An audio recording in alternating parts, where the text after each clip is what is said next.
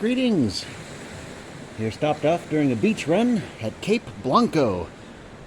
About to try and get around the corner here at low tide and see the farthest you can go on foot, basically. But wow, there's a sea cave here I didn't know about. You can hear it echoing. And this awesome arch lined with mussels. Oh, cool. Well, that looks a bit slippery. I don't know how to exactly do this, because I've never been here. My first actual trip to see the Cape itself. And you can see this cool conical rock here. That's really awesome. I don't know exactly how to go through here or get through this. I was hoping I could go around this corner, but it's looking a little dicey, looking a little wet. So I'm wondering if I really should try to go through the arch, which would be awesome, of course. Let's just see what we can do here. Whoa, everything's slippery, so if you do this, be very, very careful. Yeah, this isn't so bad, actually. Oh, look at the anemones and a starfish. I haven't been to the beach in quite some time. I've been out on the coast for a good month now, and oh, this is doable. As long as the tide doesn't come back up, it's supposed to continue going down. That's why I'm doing this, because it's supposed to be low tide in like an hour, hour and a half. So I should have enough time, oh perfect, to get around. Oh yeah, I'm gonna do a little rock hopping across the sea lettuce covered rocks. Oh cool. A little bit of jogging across the gravel. I was doing some fun rock hopping like this, and this guy was up on top of the cliff looking down. He was probably wondering, oh there we go, and there's a cave. Oh cool. He's probably wondering why I didn't slow down when the sand ended and the rocks began. Because I'm a good little rock hopper. Wow, this is what I wanted to see. Beach cave right there. And this is it. This is why it's called Cape Blanco. And yeah, I agree, it's not white, it's brown. And there's pretty much no area north or south of the actual point here. The lighthouse is just up there.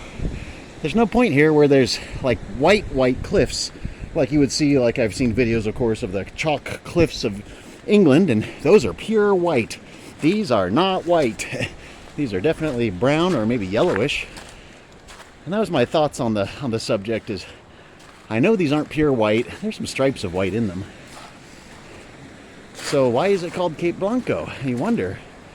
I think it should be called, since this is sort of brown, it should be called Cape Tan, or whatever that is. I think it's what is the word for tan in Spanish? I know the word for yellow, obviously, Amarillo. I think that's much prettier.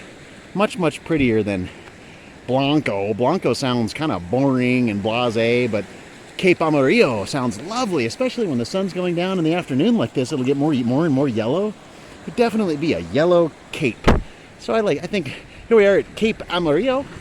Beautiful. There's another hole in the rock over there, another arch. We got to go see the cave. As we make our way along here, you can see the stark difference in rock. Look at this brownish and then this grayish. Look at this pure gray. Then this dividing line, ka-chunk right there. Why? I'd love to know why. Ooh, look at that stuff. These reddish ones, those are cool looking. And everybody's out doing some beach combing right now because it's a warm, lovely day here on the coast, Southern Oregon coast, the Sunshine Coast they call it.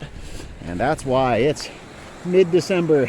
And it's warm. I'm almost hot in the sun with just a shirt on and shorts.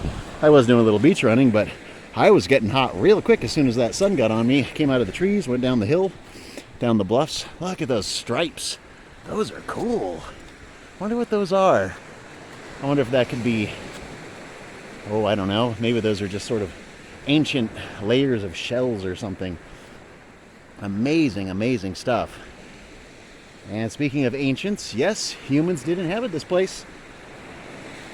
Incidentally, a long time ago, carbon dating to 12,000 years ago here at Cape Blanco.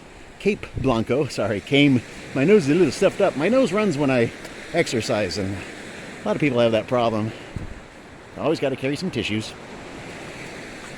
But they were here literally 12,000 years ago, 10,000 BC.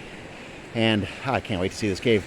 And there are also carbon dates of around 6,000 and 4,000. So I'm not sure if it was continuously occupied, but there most certainly were people here for as long as people have basically been out here, people have been at Cape Blanco. Look at these cliffs. So beautiful. Gosh. And looking south, you can kind of see some more of the tan cliffs over there. They are not white. Oh, sea cave. Gotta love sea caves. Let's just jam over here. And people have been dated to Oregon 16,000 years ago, so, you know, comparatively, people were here fairly early. There is a rather, as they say, impoverished cultural record on the coast of Oregon, mainly due to how erodible it is. You can see piles of dirt just coming down everywhere. It's highly erodible, so sites would have definitely gotten covered up. Whoa, there's a big chunk of, there's all kinds of detritus washed up in here, big old stump. Whoa, moss. The moss can survive this salt environment. That's interesting. It's dripping. Wow, cool sea cave. It does kind of go back in a little farther in there. Yeah, it does go back in just a little farther past this pile. I wonder what's in there. Hard to say. I didn't turn my recording light on. Wonder if I can turn it on during the video. Yep, there it goes. Wonder if we can kind of squeeze in there.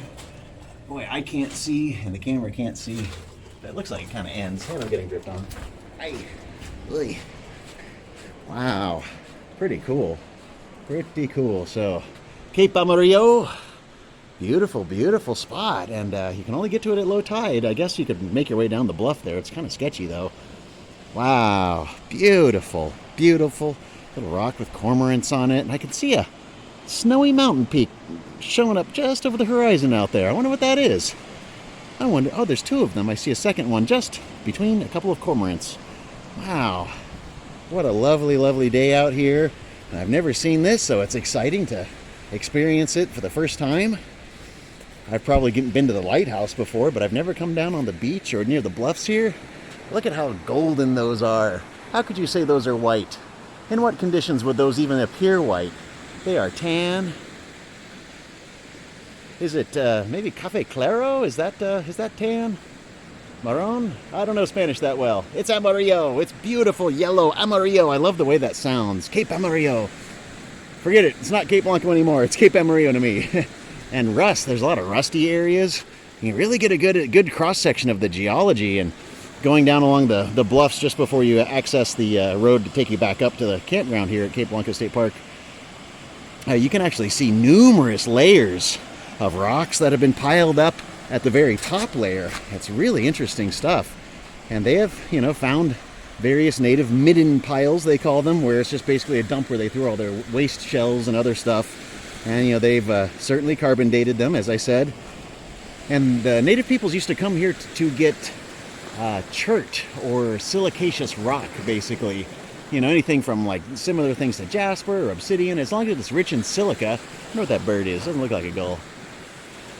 You can use it sort of like glass or similar to glass. Gosh. And so they would come here, I don't know exactly where though, and they would get that material to use. But with this complex geology, it's not a one-note song here in terms of geology. It's definitely quite unique. And so there's probably all sorts of opportunities to learn interesting stuff. There's a lot of different colors of rock that you're seeing just in the cliffs themselves. Like these really cool white lines. I'd love to know what those are. I keep thinking shells, just layers and layers of shells that have sort of accumulated as it was all piled up, but it's just sculpted by wind and rain and waves, and oh man, rugged and rocky and beautiful. Really awesome stuff. But I think I should probably get back on my run here, get going. I haven't really done even half of it, so gotta get going, but man, this is really cool. Glad I stopped off and did this little thing, especially with the perfect weather. It's like almost hot right now. Awesome stuff. And being winter, there is not a single ant anywhere because they are hiding underground where it's nice and warm. They don't have to worry about the freezing cold, and so we don't have to worry about them either. So we're here after the ants have gone underground for winter. I definitely want to thank you for joining me here for my first ever look at the big white cliffs of Cape Blanco here at Cape Blanco State Park on the southern Oregon coast.